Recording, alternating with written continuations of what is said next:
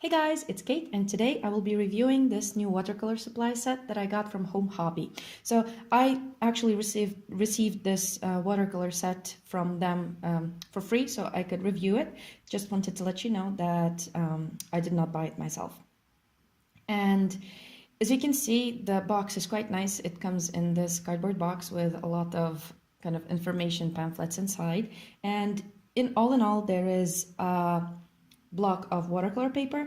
It's A4 and it has 10 acid-free sheets.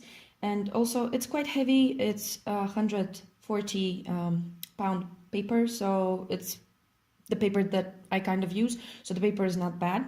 Then we have 5 brushes, small ones, big ones. I usually use only the round brushes, so it's nice to have also some flat brushes, but the brushes are quite nice. They're synthetic brushes, and as I use synthetic brushes mostly, so this is the kind of brush that I would buy.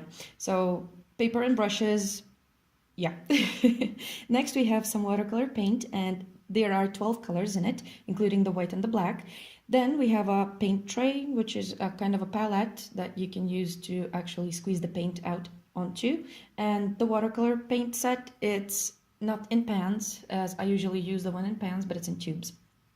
And then we have 12 watercolor pencils and 12 watercolor pastels. So they are the kind of the soft pastel that you can actually wet with water, but to be honest, all the pastels you can wet with water and work with them the same way. So, and then of course there is a pencil sharpener as well.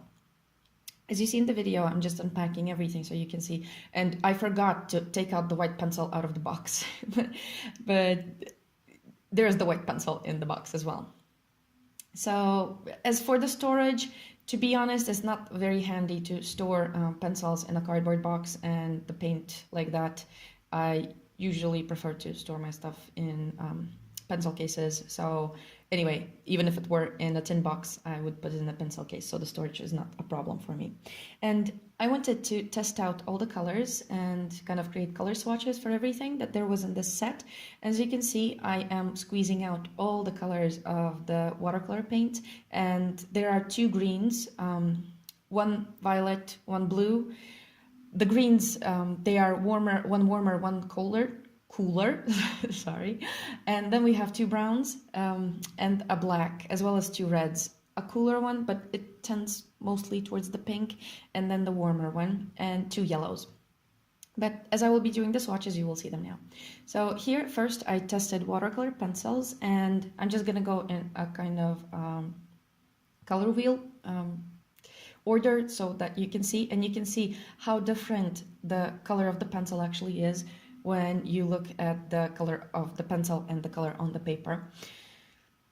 To be honest, I kind of am a fan of my Mondelez pencils, and of course they are more expensive than these, so it's a different thing. You can't compare them. These pencils, they don't have numbers or names of the color on them, so you just go by the color of the pencil, and also there's no light fastness rating, so you cannot compare artists' grade materials to these, because these are, you can clearly see, hobby materials. But to be honest, I wasn't that crazy about the pencils, and my daughter is probably gonna get them because they are not as pigmented as I like them to be. Then the pastels, they are pastels.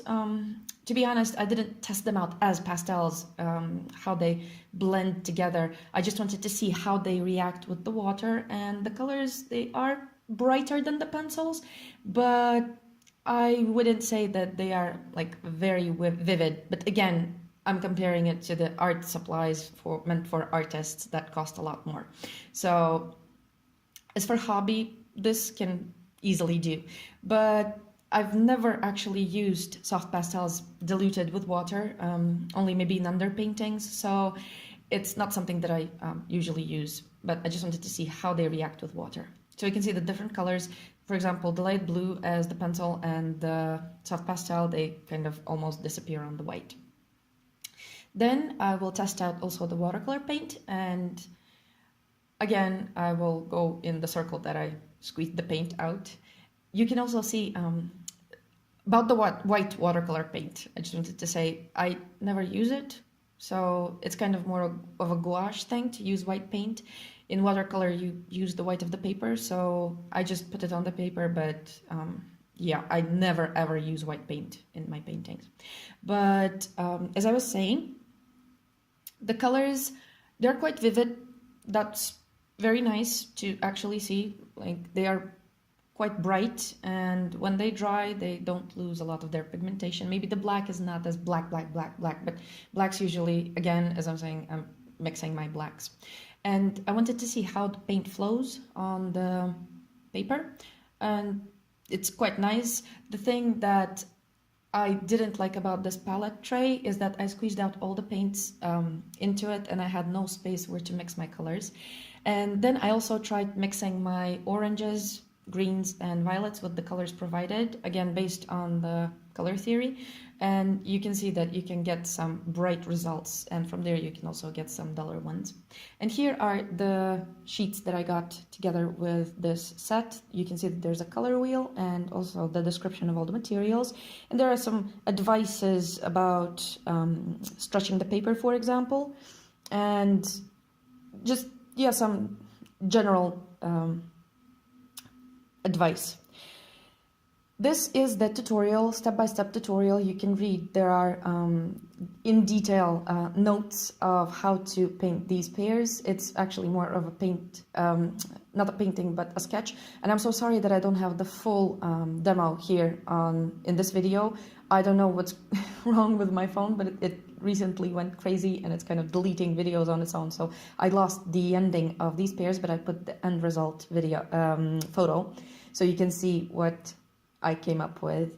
And to be honest, I was reading the tutorial, and the lady that wrote it, she works mostly wet and wet, and I prefer glazing, so I kind of strayed a bit off of the tutorial. But all in all, it's quite detailed, and if you follow step by step, but my advice to you would be to read it up front before you actually start painting, because if you work wet and wet, you need to work fast before the paint dries, because if you stop and you read, you are risking of having your paint completely dry and not being able to add subsequent colors to the wet mixture. So that's one advice. And I will leave you to watch the demo, and I hope that if you do buy these sets, there are different kinds of sets in this Home Hobby line. They have also more advanced sets with animal painting as well. And if you're shopping for some art supplies but don't want to invest into artist grade materials yet, you want to try them out, then this watercolor paint actually is not that bad. So this is definitely a hobby set, but for a true beginner that wants to try out watercolor paint, I would actually suggest it.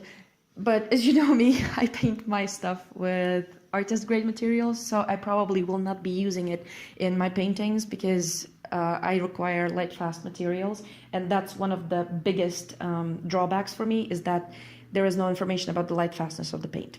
But otherwise, I hope you enjoyed this video and the demo, and leave the thumbs up if you did, and leave some comments if you have any questions. I will see you in the next video. Bye!